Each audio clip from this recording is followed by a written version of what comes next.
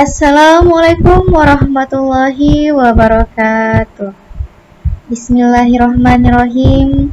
Alhamdulillahirabbil alamin. Wassalatu wassalamu ala asrofil anbiya'i wal mursalin wa ala alihi washabihi rasulillahi ajmain, amma ba'du.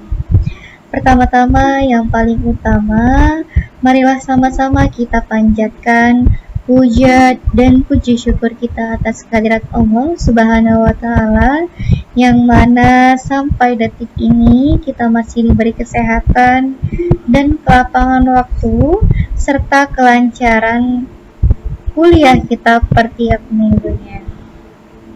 Sholawat berangkaikan salam, marilah sama-sama kita hadiahkan kepada junjungan Nabi besar kita Muhammad Sallallahu Alaihi Wasallam. Semoga dengan syafaatnya kita mendapatkan syafaatnya di yaumil kelak nanti.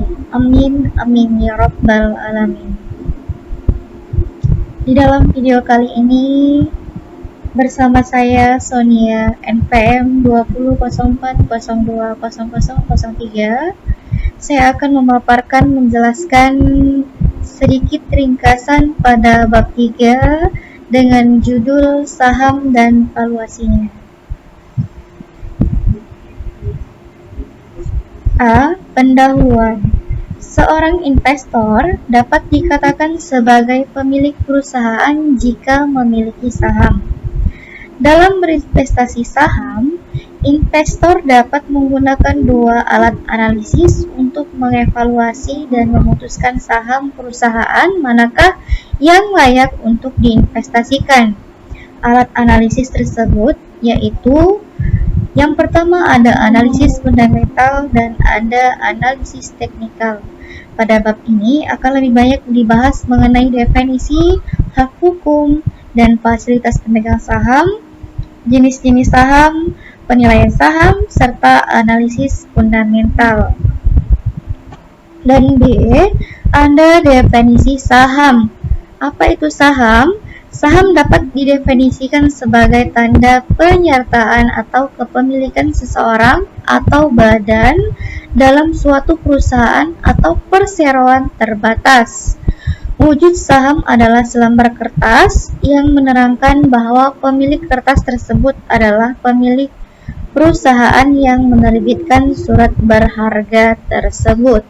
Porsi kepemilikan ditentukan oleh seberapa besar penyertaan yang ditanamkan di perusahaan tersebut. Dan C, hak hukum dan pemegang saham. Yang pertama, kendali atas perusahaan. Pemegang saham biasa suatu perusahaan berhak memilih para direkturnya. Selanjutnya, memilih pengurus yang akan mengelola usaha. Dalam suatu perusahaan kecil, pemegang saham utama umumnya juga sebagai presiden atau ketua dewan direksi. Nah, yang kedua ada hak preemptif. Pemegang saham biasa seringkali memiliki hak yang disebut dengan hak preemptif untuk membeli setiap tambahan saham yang dijual oleh perusahaan.